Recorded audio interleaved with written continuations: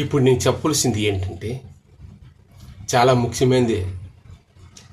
అన్నిటికన్నా ప్రమాదకరమైన క్రైస్తవులు ఎవరు అంటే, ఒక తాగుబోతు కంటే, ఒక వ్యభిచారి కంటే ప్రమాదకరమైన వాడు ఎవరు క్రైస్తవులు అంటే చాలా జాగ్రత్తగా వినాలి. మారు మనసు లేనివాడు. అసలుకి మారు మనసు అంటే ఏంటి అనేది తెలియంది చాలామంది ఉన్నారు. అసలుకి మొదట పునాదే మారు మనసు. ఇంకోవైపు మనం తిరిగాం, ఏవేవో చూస్తున్నాం, అవి విడిచిపెట్టి హానికరమైనవి ఇంకోవైపు మనం తిరగడమే మారు మనసు. జీవాహారం వైపు తిరిగేది. ట్రైన్ వస్తుంది, గొర్రెలు ఉన్నాయి, అటు వెళ్ళొద్దని కాపరి చెప్తాడు, అటే వెళ్తాయి. అటు వెళ్ళకూడదు అని చెప్తే ఆ గొర్రెలు ఎప్పుడైతే మంచి పచ్చనైన ప్రదేశం వైపు ఆ మేత తినడానికి ముఖం ఇలా పేసి తిప్పాయో, ఇలా నడిచాయో, బండి పట్టణం మీద వెళ్ళిపోద్ది. ఈ వెంటనే జీవేస్తాయి, బతుకుతాయి. జీవం వైపు మనసు మార్చుకునే కాబట్టి అదే మారు మనసు. లేకపోతే ట్రైన్ కొట్టుకెళ్ళిపోద్ది. అలాంటి కాపరి యేసు ప్రభు మనకి మారమంటున్నాడు. అదే మారు మనసు. నువ్వు మారు మానవా అంటే అప్పుడు చిన్న జోకు. పైలోకాల నుంచి వాళ్ళు దిగి వస్తానరట. యము ధర్మరాజాలు. ఇది కథ. అది ఒక మనిషి వెళ్ళి తాగేస్తాడు. కథ నిజము, కథ లాంటిది. తాగుతుంటే మానవా అని పిలుస్తాడు. అదే ఆ పరదేశం నుంచి వచ్చినవాడు ఒక యముడు. మానవా అని పిలుస్తాడు. వీడు మందు కొడతాడు. నేను మందు మానవా అని పిలిస్తే నేను మానను అంటాడు. అంటే ఎగ్జాంపుల్ చెప్పాను, అది బైబిల్లో ఉండవు. కానీ అలాగే ఎంత చెప్పి నేను మారను అంటారు చాలామంది. నేను మారను. ఆ యమధర్మరాజు ఈయన పిలుస్తున్నాడు మానవా అని. వీడు మందు కొడతాను అంతట్లోనే. నేను మారను అంటాడు. మానవా అంటే నేను మారను అంటాడు. అలాగన్నట్లు అంటే గుండెకాయని పోతాయి తాగుడు వల్ల. సరే, మానాలి. ఒక జబ్బు మానాలి, ఒక పుండు మానాలి అని డాక్టర్ దగ్గరికి వెళ్తాం. డాక్టర్ ఏం చెప్తాడంటే, బాబు ఈ ఒళ్ళల్లా పుళ్ళు అన్నీ ఉన్నాయి కదా, నీకు ఆల్రెడీ వైద్యంకి వచ్చావు, అవి తగ్గాలంటే పప్పులు తినడం మాని బాబు అంటాడు. నాకు గన్నేరు పప్పు ఇష్టం, నాకు ఈ పప్పు వచ్చి అదిష్టం ఇదిష్టం తినేస్తుంటే డాక్టర్ కూడా వైద్యం చేయలేదు. యేసుప్రభు కూడా నమ్మినప్పుడు ఏదో ఒకటే నమ్మాలి. పెద్దలు కూడా అంటారు, నమ్మితే ఒక దేవుడిని నమ్మని, ఒక దెయ్యాన్ని నమ్మని అంటారు. ఎలాగో బైబిల్లో ఒక మాట ఉంది, నువ్వు చల్లగానే ఉండు, వెచ్చగానే ఉండు, నిలివెచ్చని స్థితిలో ఉండవద్దు అనేసాడు యేసుప్రభు. అంటే వెచ్చగా అంటే పరిశుద్ధాత్మ దేవుని శక్తి నిజాయితీగా యేసే దేవుడిని నమ్ముకొని నడవడం. చల్లగా అంటే ఏదో రకంగా బ్రతికిడం. అంటే చల్లగా ఎలా బతికిన పర్లేదు, అది ఎలాగ నరకన పోతాడు కాబట్టి, అది దేవుడు ఏది తెలియదు కాబట్టి. నిలివెచ్చని స్థితిలో ఉండొద్దంత. అటు దేవుళ్ళ సగం, ఇటు లోకంలో సగం. పూర్తిగా లేనివాడు ఏదైనా అనుభవించి హ్యాపీగా ఎలా నరకకపోయినా ఈ భూమి మీద బాగా అనుభవించిపోతాడు ఈ శరీరంతో. ఈ నిలివేసిన స్థితి అటు అనుభవించలేడు, ఈ లోకాన్ని కూడా అనుభవించలేడు, దేవుళ్ళు ఉండలేడు. నిలివేసిన స్థితి అంటే వెచ్చగా ఉండి అంటాడు. శరీరాన్ని అన్నీ విడిచిపెట్టి మారు మనసు పొంది వెచ్చగా పరిశుద్ధాత్మ శక్తితో నిజమైన దేవుడిని నమ్మి ముందుకు రాడన్నారు. కొంతమంది అంటారు, నాకు ఒక సహోదరుడు, ఒక టైలర్, ఆయన ఆ భయ్యాన్ని మాట్లాడితే అన్నీ ఒకటే దేవుడు అంటాడు. అది ఏం మారు మనసు ఉందో మరి, ఆయనకు అంత వయసు 70-80 వచ్చేసింది. అన్నీ ఒకటే అంటాడు. ఏదైనా ఒకటేనట, అన్నీ ఒకటే.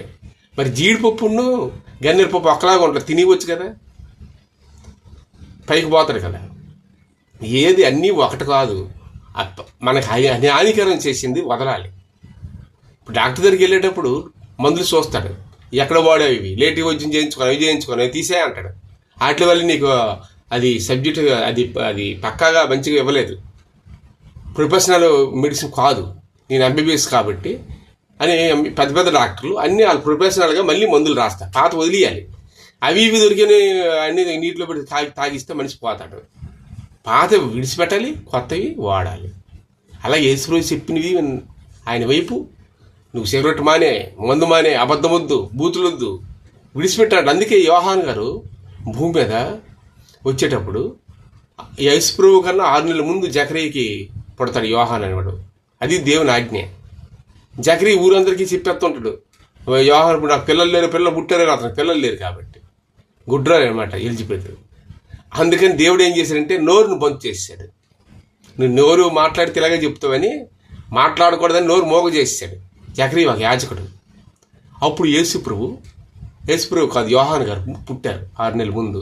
ఆయన కేవలంగా మారు మనసు పొందాలని చెప్పడానికి ఆయన తోలుదట్టు కట్టుకొని, ఆయన చాలా దినగా ఉంటాడు. ఆయన అడవుల్లోనే తోలుదట్టు ఆయన కట్టుకొని ఉండేవాడు. ఆయన మారు మనసు నిమిత్తం నువ్వు బాప్తిస్మం ఇస్తాను, నా వెనక వచ్చిన వాడు శక్తిమంతుడు అని దేవుడి గురించి చెప్పవచ్చినాడు ఆయనే. మీరు మారండి మట్టగా మారకపోతే ఇప్పుడే చెట్టు ఏరున గొడ్డలి ఉంచబడింది, నరకబడి అగ్నిలో వేయబడును అంటాడు. మారకపోతే అగ్నిలో పడదు తప్పనిసరిగా. కాబట్టి మారాలి. కొంతమంది అంటారు అన్నీ ఒకటే, ఏదైనా ఒకటే అంటాడు. ఏదైనా ఒకటి దెయ్యం పూజలు చేస్తారు, దేవుడు పూజ చేస్తారు. ఈ దేవుడు ఆడే నిర్ణయించుకుంటారు. ఆడు చచ్చిపోక ముందు ఉన్నాడు పెద్ద ఆయన 70-80 ఉంటాయి. చచ్చినాడు పుచ్చినాడు అందరినీ దేవుడిని ఫోటోలు పెట్టి మొక్కేస్తున్నాడు. లాస్ట్కి ఆడిపోటు ఆడే మొక్కేస్తున్నాడు బతిపోయి. ఆడు ఇంకా సావలేదు, చచ్చిపోతాడు ఆ మధ్యలో. ఆడు కూడా దేవుడిని ఆడిపోటు ఆడుపెట్టి మొక్కేస్తున్నాడు దండ వేసుకొని. ఇంకెవడైనా నేర్తాడు ఎవడో దండ అని ఈడు దాన్ని ఈడేసుకుని ఈడు సమాధి ఈడే చేసి తీయించుకున్నాడు. వాడు చనిపోతే ఎవడే సమాధి చేయడేమో. సమాధి గురించి నరకాన్ని గురించి ముందే సిద్ధపడతాను కానీ పరలోకం గురించి సిద్ధపడట్లే. అయితే ఆయన సంవత్సరం అసలు గొయ్యి తీసుకున్నాడు సమాధి. అది ఎప్పుడు సత్యపడు కాదు, ఎప్పుడు బ్రతికేసేవాడు. ఆడిపోతే ఆడే దండ వేసుకుంటున్నాడు. ఇలాగా ఎన్నో రకాలుగా. అయితే మారాలి, మారు మనసు పొందితేనే. అన్నీ ఒకటే అంటారు చాలామంది. అన్నీ ఎలా అవుతుంది? అన్నీ ఒకటేనా? ఎలకల ముందు అవి ఒకటే, మామూలు మందు ఒకటే, జీడిపప్పు ఒకటే, గన్నేరు పప్పు ఒకటే తినేస్తారా? పోతారు. అలాగే సముద్ర నీరు ఉంది, మామూలు నీరు ఉంది, అది తెల్లగా ఇది తెల్లగా ఉంటుంది. మామూలుగా బాటిల్ పోతే అలాగే తాగేస్తారా? మంచినీళ్ళు ఆ పక్కన తీయట్లేదు. చూసారు, సముద్రం పక్కన ఉన్న ఈ ప్రక్కన మన నుయ్యి తీస్తే మంచినీరు వస్తుంది. దేవుడు పెట్టిన సిద్ధాంతం, అది పెట్టిన సృష్టి. కాబట్టి ఆ నీరు వేరే, ఈ నీరు వేరే. అలాగే ఆ నీరు ఎందుకు తెచ్చుకోవట్లేదు? ఈ రోజు మినరల్ వాటర్ తాగుతారు. ఎందుకు? జనం చనిపోతారని, అది ఆరోగ్యం పోద్దని. ఆ రోజుల్లో ఎక్కడైనా తాగేవాళ్ళు. అది ఇప్పుడు ఏంటంటే నీరు కూడా వేరే. అలాగే బ్లడ్ ఉంది. ఎవరైనా ఆపరేషన్ అయ్యేటప్పుడు బ్లడ్ మార్చాలనుకుంటే ఎవడు పోయి కుక్క రక్తం, నక్క రక్తం అన్నీ ఎర్రగొన్న ఎక్కించేస్తారా? పిచ్చోడి రక్తం ఎక్కించేస్తారా? పోరా. ఓ గ్రూప్ అంతే ఓ గ్రూప్, ఏ గ్రూప్ అంతే ఏ గ్రూప్కి ఆ గ్రూప్ సెట్ అయితేనే వైద్యం చేస్తారు. అలాగే ఏసయ్య రక్తం ఉంది. ఏసయ్య బ్లడ్ గ్రూప్కి నువ్వు చెందావా? ఆయన సిద్ధాంతంలో నడుస్తానవా? ఆయనలాగే ముందుకు వెళ్తానవా? ఆయనలాగే పరిశుద్ధంగా ఉంటావా? అప్పుడు నీకు ఆ రక్తం కలుస్తుంది. ఇది నా రక్తం పరిశుద్ధమైనది, నా రొట్టియు నా రక్తమును తిన్నప్పుడల్లా నన్ను మీరు గుర్తించుకోండి. ఇది పరిశుద్ధ రక్తం అని గుర్తించుకోండి. మీలాంటి నక్కలు, కుక్కలు, సచ్చినోళ్ళు, పుచ్చినోళ్ళు పరిశుద్ధం లేని మనుషులు కాదు. ఈయన పరిశుద్ధుడు. మీరు పరిశుద్ధులుగా మారండి. ఇది మీకు కలదోషం తీసిపడేస్తుంది. మీరు శుద్ధీకరంగా అవుతారు. నేను చిన్నప్పుడు ఏట్లో నీళ్ళు పెట్టేవారు కొంతమంది. అది తెల్లగా రావడానికి ఇండుపుగా అరగదీసేవారు. ఆ ఇండుపుగా అరగదీస్తేనే నీళ్ళు తెల్లగా వచ్చేసి అడుగుపోయేది బురదంతా. అంటే అన్నీ ఏ చింతపెక్కలుగానే అన్నీ అరగబెట్టి కాయలు అరగదీస్తే వస్తాయి, నీరు తెల్లగా రాదు. ఏట్లో చూసేవాడు. ఏటి నీరు తెల్లగా కావాలంటే ఇండుగా ఇలా అరగదీసి బ్రాహ్మణ స్వాలు వేసేవారంటే అట్లోనే. అది ఏంటంటే మురికినంత కిందకి లాగేది. అలాగే నీ రక్తాన్ని పాపం క్షమాపణ నొందరంటే పాపం లేని రక్తం ఏసే రక్తం కావాలి. అక్కడ నీరు తెల్లగా ఇందుగా వేస్తే తెల్లగా వచ్చేది నీరు. చింతపెక్కలు, మామిడి పెక్కలు అన్నీ అరగదీసి రాదు. దేంట్లో ఉన్న పనితనం దాంట్లో ఉంది. ఏసయ్యలో ఏసయ్య పనితనం ఉంది. Thank you. ఈ వాక్యాన్ని చాలా మందికి షేర్ చేయండి. Thank you. మారు మనసు పొందండి. మారు మనసు పొందితేనే క్రైస్తవుడు. మారు మనసు లేకపోతే వదిలేయండి, పూర్తి చల్లగోనండి, పర్వాలేదు.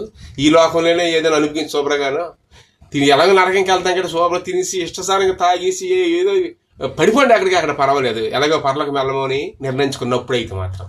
Thank you.